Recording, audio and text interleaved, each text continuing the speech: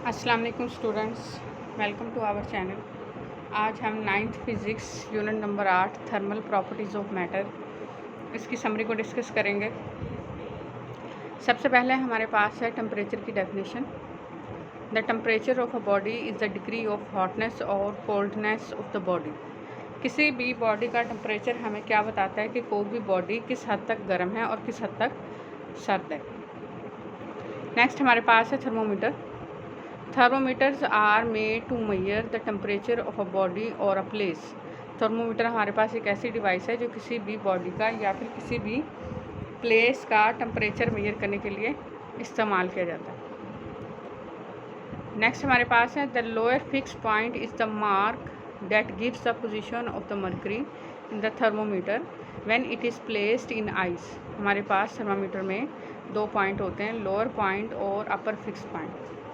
Lower fixed point क्या है आपके पास? लोअर फिक्स्ड पॉइंट आपके पास वो पॉइंट है जब आप थर्मामीटर को मरकरी को आइस में रखते हैं, तो वो आपके पास है लोअर फिक्स्ड पॉइंट। इसी तरह से हमारे पास नेक्स्ट है upper fixed point. The upper fixed point is the mark that shows the position of the mercury in the thermometer when it is placed in the steam for boiling water at standard pressure.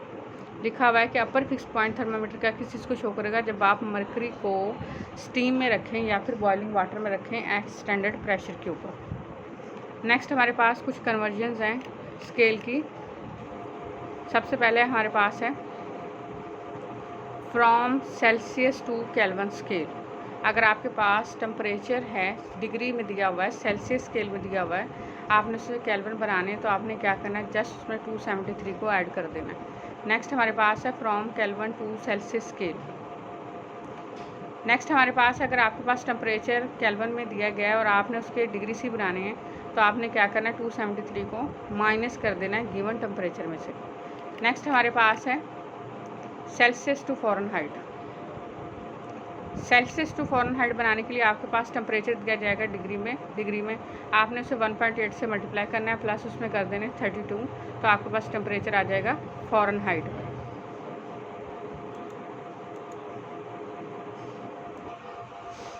Next हमारे पास है heat. Heat is a form of energy and this energy is called heat.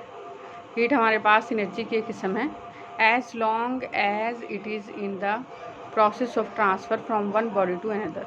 लिखा हुआ है कि heat हमारे पास एक body से दूसरी बॉडी में ट्रांसफ़र होती है। When a body is heated, जब भी किसी भी बॉडी को गर्म किया जाता है, the kinetic energy of its molecules increases. जब भी किसी बॉडी को गर्म करेंगे हमारे पास उसकी मॉलिक्यूल्स की काइनेटिक एनर्जी जो है वो ज़्यादा हो जाएगी। क्यों? क्योंकि हमारे पास काइनेटिक एनर्जी बढ़ने से टेम्परेचर बढ़ जाता है। टेम्परेचर बढ़ने से हमारे पास क्या होता है, किसी भी चीज़ की वेलोसिटी बढ़ जाती है और वेलोसिटी बढ़ने की वजह से हमारे पास काइनेटिक एनर्जी इंक्रीज़ हो जाती है। The average distance between the molecule increases. इसके अलावा मॉलिक्यूल्स के दरमियान में डिस्टेंस भी बढ़ जाता है कोलिजन की वजह से। एम्पलीट्यूड ज़्यादा होने की वजह से मॉलिक्यूल्स के दरमियान डिस्टेंस भी ज़्यादा हो जाता है। नेक्स्ट हमारे पास है specific heat. The specific heat of a substance is defined as the amount of heat required to raise the temperature of a unit mass of that substance through 1 degree centigrade और 1 kelvin.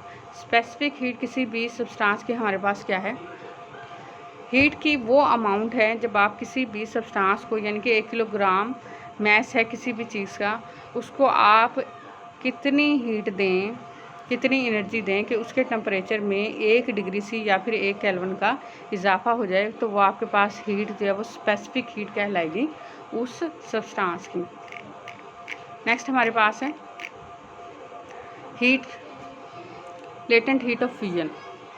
The heat required by unit mass of a substance at its melting point to change it from solid state to liquid state is called latent heat of fusion. आपके पास latent heat of fusion क्या है?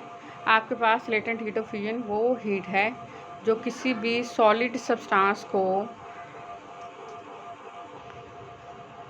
1 kilogram solid को liquid में तब्दील करने के लिए हमें उसे जितनी हीट देनी पड़ेगी उस चीज़ के मेल्टिंग पॉइंट पे, तो वो हमारे पास लेटेंट हीट ऑफ फ्यूजन होगी।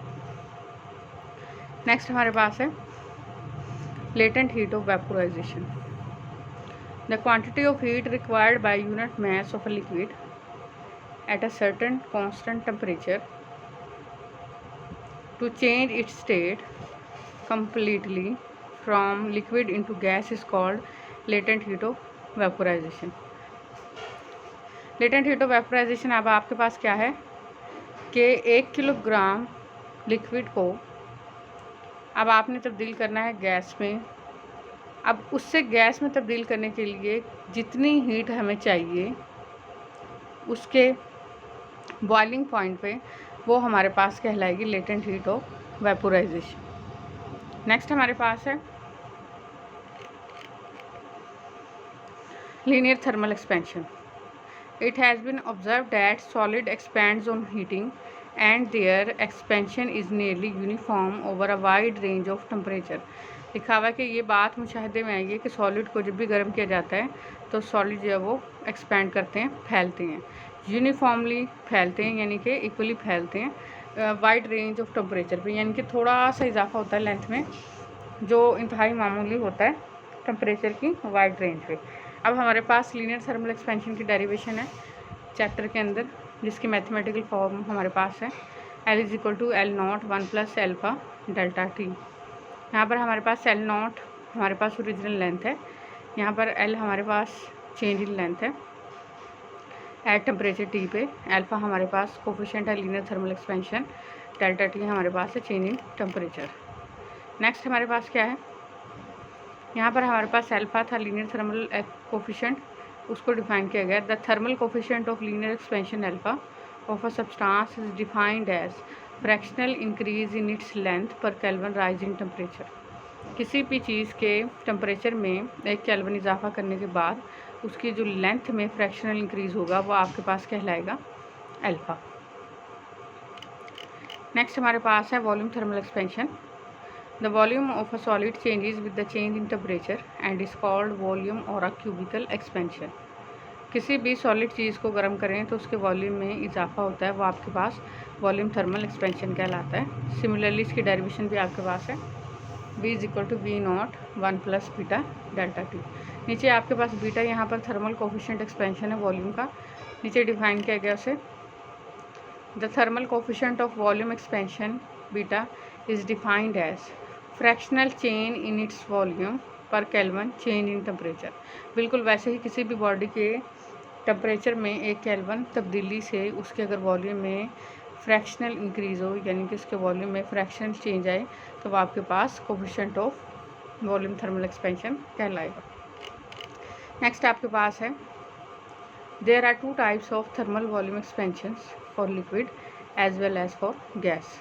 लिखा हुआ है कि हमारे पास लिक्विड और गैस के लिए दोनों थर्मल एक्सपेंशंस काम करती हैं, apparent volume expansion and the real volume expansion. ये आपके पास एक ज़ाहिरी वॉल्यूम में फैला हुआ है और एक आपके पास हकीकी वॉल्यूम में फैला हुआ। ये हमारे पास थी चैप्टर नंबर 8 की समरी। नेक्स्ट इंशाल्लाह हम अपनी वीडियो में चैप्टर नंबर 8 के न्यूमेरिकल प्रॉब्लम का सलूशन देखेंगे। तब तक के लिए अल्लाह हाफ़िज़।